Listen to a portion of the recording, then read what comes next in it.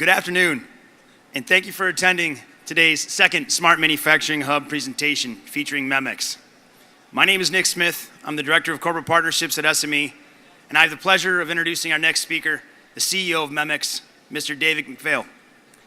Dave is recognized by SME's Smart Manufacturing magazine as one of the top 30 advanced manufacturing visionaries. He serves on the editorial advisory board of Manufacturing Automation magazine and has chaired several working groups of the MT Connect Institute. His company MEMX is a global leader of the industrial Internet of Things centered on measuring manufacturing excellence by connecting the shop floor to the top floor. Dave's presentation today will be on data-driven manufacturing, demystifying the potential for IIoT for manufacturers. Without further ado, Mr. Dave McPhail.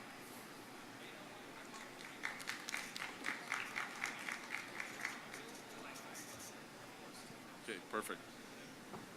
Good afternoon, everybody. This is exactly like church. Nobody wants to sit in the front row. All right, well, let's get started then. So glad to have everybody here. My name is Dave McPhail, as Nick said, and I'm happy to present to you today on our subject matter, data-driven manufacturing. So with that, let's get started. So this is a bit of an agenda we're going to cover today. We're going to talk about what all the fuss is about with IoT, and Industry 4.0. We're going to talk about the data streams required to fuel and data-driven manufacturing implementation. We'll talk about 5 easy steps to successful implementation. We'll talk a little bit about the factory of the future, IoT implementation roadblocks, what to be on the lookout for, impactful continuous improvement. Then we'll talk a little bit about some of the benefits that we've seen with the customers that we've worked with, and then we'll add some time, a little summary, and then some Q&A at the end, approximately 5 minutes. So let's talk about IoT, Industry 4.0, and IoT. What's all the fuss about? You guys probably hear those terms a lot, and I'm going to try and demystify them a little bit for you. So every week I read the newspaper, or every day I read the newspaper, I read an online blog, and I hear about a different stat about the value of IoT in manufacturing. And I like this one the best of all the ones I've read so far. I probably read this about a year, maybe a year and a half ago. And it really speaks to 2 things. The first one it speaks to is this will affect 2/3 of the world's GDP. Pretty much anybody making anything will be forced to adopt this technology at some point in their journey. Otherwise they will become non-competitive. Second thing I like about it is it says that there's a little bit of caution here that the promises of this technology's adoption are by no means guaranteed. So there's a little bit of caution in this statement, but there's also a lot of optimism in terms of how this is going to affect the global GDP. And of course it was done by Accenture and Cisco, 2 large companies that have a vested interest in the outcome. Let's talk a little bit about Industry 4.0 for a minute. When we look at the first and second industrial revolutions, I wasn't around for those. I was born somewhere around the start of the third one, where computers came online and so forth. And where we are right now, and I believe that we're in a fortunate position now to be able to take this technology that's been developed over the last few decades and actually apply it to a place that desperately needs it, which is manufacturing. So beyond where we are now, 2018 and beyond, we're really at what I consider to be the infantile stage of the development of and the application of this technology in manufacturing. About 9.5 out of 10 companies that we speak to don't actually harness this technology on their factory floors. So it really is very much a greenfield opportunity. When we look at the industrial Internet of Things, when we look at the data streams, and I'll go into this in a little bit more detail in a subsequent slide, but essentially what we have is we have to connect all of our equipment. We have to then tally that information into bidirectionally to ERP, and then we have obviously the human capital or the operator. We need data to and from them as well. Combination of all of these things is one business use case for IoT and manufacturing. So essentially what it provides is actionable information from the equipment and the people that operate it all the way up to management and across the entire enterprise. Some examples of IoT in manufacturing today, the ones that we'll concentrate on, I'll highlight here, but these are just some examples like energy consumption, high value asset tracking with RFID. We'll talk about the connected manufacturing model, shop floor to top floor connectivity, and OSHA work envelope. The 3 that we're going to talk about today are going to be these 3, essentially OEE, connected manufacturing, and shop floor to top floor, or M2M.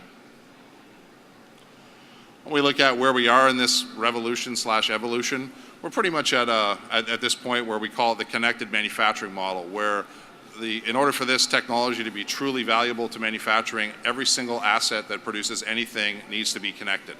And that goes all the way from the brand new equipment that we put on the factory floor, all the way through to our legacy equipment that presently, in most cases, doesn't have a elegant way of connecting or producing data. And we'll get to a use case on how we do that in a minute. But it really is a bit of a technological shift. So we've sort of talked a little bit about IoT, IIoT, and Industry 4.0. And I want to try and harmonize these three concepts into one precept that is pretty much universally understood by operational management. So we look at IoT, as we said, it was coined by MIT around 1999. 2010, the German government coined the term Industry 4.0. And then I tried to find a stat on IIoT, and somewhere between 2006 and 2009, it was either GE or Cisco that coined this term. So these terms have been around for a while, a decade to a decade and a half. But one of the questions that I get asked a lot by senior executives is, how do I actually, and I've been told, I read a lot about IoT, Industry 4.0, but I have absolutely no idea how to apply this technology into my manufacturing operation. So we sort of took the challenge to converge these ideas into one strategy we call data-driven manufacturing. And we look at what data-driven manufacturing means. We're talking about consolidated reporting, big data and analytics, corporate dashboards, all driven by real-time information. Again, we call this concept data-driven manufacturing. It seems to be it resonates a lot more with senior executives in my estimation, and it's been my experience that when we start to talk about these concepts in the term of data-driven manufacturing, there seems to be a lot more understanding of how to apply it. I want to look at the reality and myth of data-driven manufacturing for a minute. I'll start with the myths first. The first myth is it's a theoretical construct with no practical application. The second myth that we try to debunk is that it's an unquantifiable capital expenditure. The third myth is it's a highly technical deployment with a strategy where the technology is unknown, the path is unknown. And the fourth one, and the one I probably like the best, is that it's not a magic bullet to solve every single challenge and problem that exists in manufacturing. But when we talk about reality for a minute, what does it do? Well, it's both transformative and disruptive, and both of those in a good way. There is a known and quantifiable payback. It's been our experience that on average, it's approximately 300% internal return rate, or about a 4-month payback. It's practical and proven to be of major benefit in eradicating productivity gaps, and it's available today. We have about 200 customers, and we collect more every week that are getting on this bandwagon, that are actually applying this technology successfully in their manufacturing operations. I'll talk a little bit about the data streams now required to fuel data-driven manufacturing, because we can't just do it with operator-entered data. So we look at what's the drive towards connectivity. So some of the drivers include higher customer satisfaction, lower costs, competitive agility, and ultimately greater productivity. There's a direct link between productivity and profitability, where customers, suppliers, the shop floor, and management all use the same information to lean the enterprise and make things more productive. Ultimately, again, productivity and profitability are intrinsically linked. The next two slides I threw in because one of the questions I get asked a lot is, well, yeah, I understand I've got this brand new piece of equipment from either Mazak or Kuma or Mori or some other machine tool manufacturers, but I have a whole bunch of legacy equipment, and how do I actually get those machines connected? Because in some cases they predate Ethernet. So this is an example of one way to do it. It's a hardware adapter that we have, and it basically turns the machine into a web server and speaks MT Connect. So essentially we can walk into a plant full of equipment and every single asset can now be connected. And don't just take my word for it, here's an example of some legacy equipment that actually has a hardware adapter in it. The one on the left, your left, is a Tosnuk 888 control, the middle one's a Fennec 18 control, and the one on the right is I believe it's an Yasnak I80 control. The I80 control for sure is 30 years old. We talk about the confluence of 3 data streams to fuel the implementation. We're talking about operator-entered data, but we're also talking about business system data, and we're talking about probably the most important piece, which is machine data. So we actually know what's going on in the machine in real time. If we don't have those 3 data streams and we're just primarily focused on operator-entered data, We have reactive information, and it's latent, and it's usually chronically inaccurate. But when we have the confluence of these three data streams together, where we have the business system data in concert with the machine data in concert with the operator data, now we can start to be a lot more proactive. We can start to do things like manage our maintenance. We can do things like we know when a job's going to be late, or we know when our quality is offside, long before we make a bucket full or a tote full of scrap. I'll talk about 5 easy steps to implementing data-driven manufacturing. So it's sort of like a staircase. We start at the first step and we go to the top.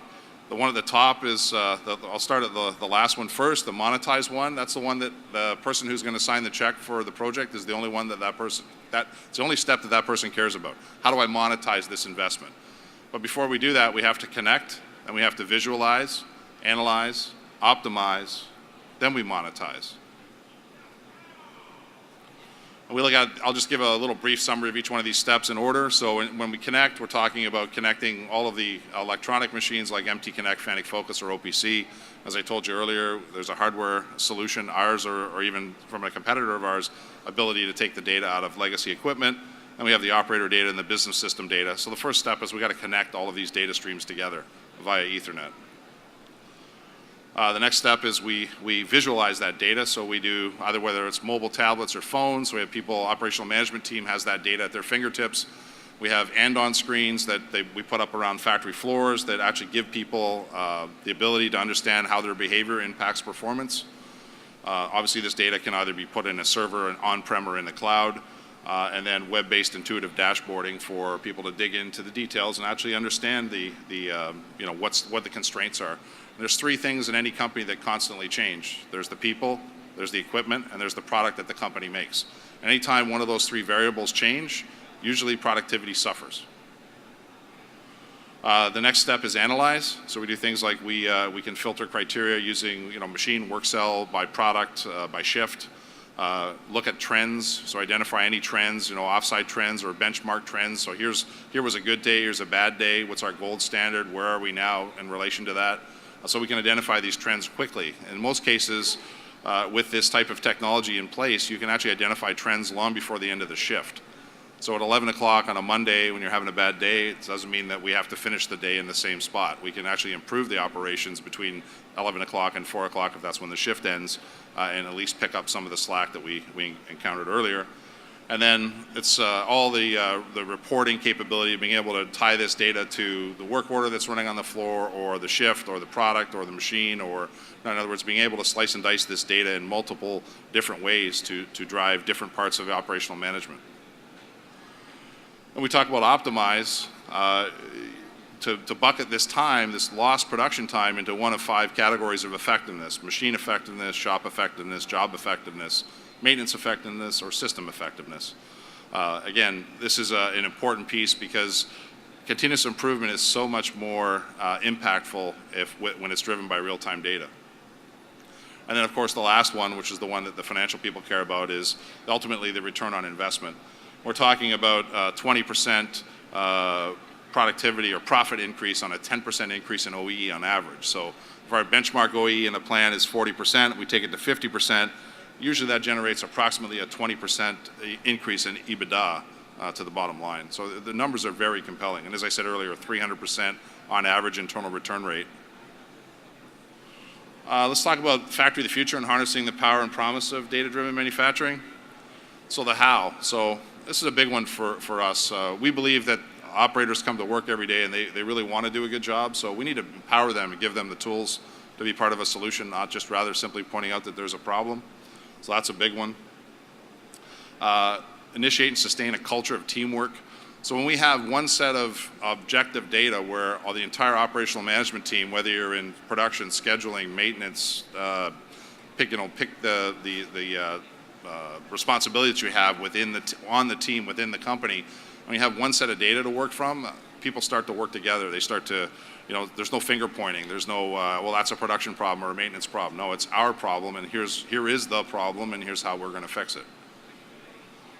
And then, as I said earlier, connect the shop floor to the top floor. When we do that, we can do things like drive inventory and procurement automatically with data from the factory floor directly. So we're not having a latency or a data entry issue with being able to order inventory or debit raw material and credit inventory. We can do those transactions automatically directly from what's happening on the factory floor. And then we look at the when. So if you believe what I said, and we've done this a few hundred times, so 10 to 50% sustainable productivity increase is what we're after, and significant IFO or income from operations increase, usually the payback's measured in months. Utilizing a proven solution reduces the risk, and money's being lost on factory floors every minute that this technology isn't being applied. And it's not like it's not known, and it's not like it's not properly been articulated. The benefits are well understood.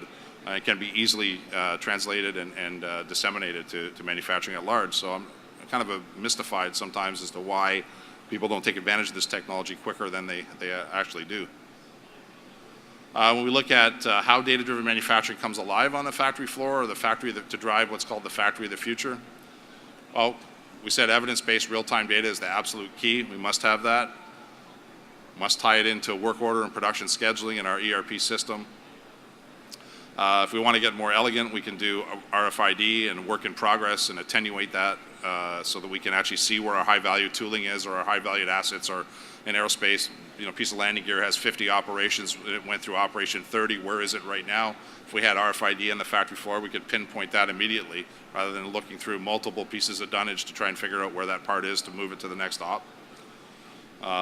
We drive costs out of the enterprise. That's and it's kind of a circular process, and we'll get to that in a minute. But continuous improvement is never a straight line. As I said, there's 3 variables in most companies that change. There's the people, the product, and the equipment.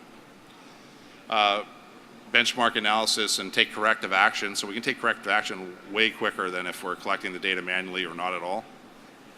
And then when we do this, when we have the factory of the future, we're both horizontally and vertically integrated. So horizontally across the enterprise and vertically both either within the enterprise or with our trusted suppliers. Like if we have heat treat or surface treat, we can expose those data streams to those companies bidirectionally so that we can actually, they can get a heads up. Hey, we're going to send a batch of parts out to be surface treated next Thursday, and they know that those batch of parts are coming. Or we need them back on Friday, or whatever the constraints are. And we look at production visibility on the factory floor. So this is an example of an and-on screen, and it's interesting when you put this technology on the factory floor, 6 to 10% on average is the productivity increase that the average company receives without running one single report, without keying in one piece of manual data from the operator. Just putting up an and-on screen and having the operational management team see how their behavior affects performance, 6 to 10% on average is the pickup, which in most cases long pays for the technology, the entire technology stack. Production visibility, these are Gemba boards and add-on screens that are driven by real-time data. Some of our customers actually use televisions as a Gemba board, and they'll just run through reports every day that are electronic, so not printing out and aggregating a bunch of Excel spreadsheets, which is very time-consuming and usually latent and inaccurate. I use this term, the cockpit, because we're at AeroDef, but this is an example of a couple of manufacturers of ours that, it's an operational management office there with everything that's going on that factory floor. This operations ops manager can see. And when there's a problem, he can walk out the door and actually go to that cell and actually see what's going on and have a meaningful impact to the productivity at that point in time. Some of the roadblocks, I'd be remiss if I said that this is an easy journey and that there's no problems and those types of things. There's usually a difference between IT and OT, and the people that handle IT sometimes don't want to work with the people that want to bring in operational technology. So these are some of the roadblocks that we've seen, and if you know they're coming, then you can overcome them ahead of time. So when we used to take this technology to market, we always spoke about the how first. And then we would spend a little less time on the what, a little bit less time on the when, and we'd spend probably the least amount of time on the why. And that was the wrong way to bring this technology to market. And I think it's the wrong way to bring any technology to market that's new, because the how really doesn't matter if the why is not really understood, because the why is what funds the project. So if you're able to succinctly articulate the value proposition to management, who ultimately signs the check, chances are the project has a much higher likelihood of being funded. And so what we do now when we go to market is we spend a lot of time on the business use case, on the why. We want the customer, prospective customer, to understand the return on investment, the division of responsibility in terms of the implementation. So we spend a lot of time on the why. And it's been our experience that when we spend a lot of time on the why, projects typically move forward at a much faster rate, because the financial people that actually are ultimately going to pay for them understand what the end game is. So issues to consider: the why, competitive advantage, culture of the company is a big one. We have to have an inclusive culture within the company and a culture that embraces new technology. Those are extremely important. So don't underestimate the culture of your organization when you bring this technology inside. And this, although the system does, so for the most part, operate automatically without user intervention, the one big problem that we've seen in the past is that this is the fourth job of the vice president of ops or somebody else, or operations manager, or somebody on the floor, and they've already got 3 other jobs that are equally or more important. So the system, when you run these types of reports and do your continuous improvement, and we'll get into impactful continuous improvement in a minute, it really does take some time. So you can't understaff. I'm not saying you have to have a whole team of people, but there usually should be one system champion within the organization that's responsible for understanding how the system works, being able to run reports, set up users, that kind of stuff. So it's important that there is a system champion before we kick the project off. When you look at fear and uncertainty and doubt, these are some of the fears that we've seen. You know, the fear of failure obviously is a big one. Fear of data and system security is another big one. Fear of the unknown, and of course fear of change. Those are all big fears. When we talk about uncertainty, uncertain of the path forward. How does this affect my business? And I'm uncertain about the results, or how do I quantify the results to my management? And then the doubt is the promised business outcome won't be realized, or the required cultural change inside the company is just too great a lift for this time. So these are some of the fear, uncertainty, and doubt that we see in a pre/initial stage of implementation, so you should be on the lookout for that. And then when we look at fear and uncertainty and doubt, and then companies that don't move forward with this, applying this type of technology in their organization, so we add up all the doubts, all the uncertainty, and all the fears, we end up with what I call the inaction, essentially what's tantamount to the analysis paralysis. And what really analysis paralysis does is it's lost opportunity cost. Because if you agree with the return on investment that I articulated earlier, and we don't do this for 6 months, I would have returned 1.5 times the capital to your balance sheet within the same period of time. Talk about impactful continuous improvement for a minute. So when we do continuous improvement, as I said, it's a circle, and it's much more powerful when we use real-time data to fuel it. And so we want to have better root cause analysis, want to improve quality and uptime, want to obviously track OEE in real time, and we want to measurably improve our profitability. That's the whole reason for doing this. And we want to obviously reduce our bottlenecks quicker. We want to reduce unplanned downtime. We want to reduce setup and changeover times. Those are big ones. Think SHMED, or single minute exchange of die. Minimize unproductive labor, eliminate manual data entry, and obviously reduce costs and waste. These are all things that we want to do with impactful continuous improvement. How do we achieve impactful continuous improvement? So just one example. There are many methods for continuous improvement, but I'll just use the Kaizen method for a moment. On the left here is a traditional Kaizen event. So there's 7 steps to a traditional Kaizen event. We find a problem, we run a report, we collect some manual data. We do have a problem, we need to fix it. We determine the root cause. We aggregate the data. We develop a countermeasure. We hypothesize that countermeasure. We test the hypothesis, and we determine whether it was accretive or neutral. And if it was accretive or neutral, we'll implement the solution, and it becomes standard work.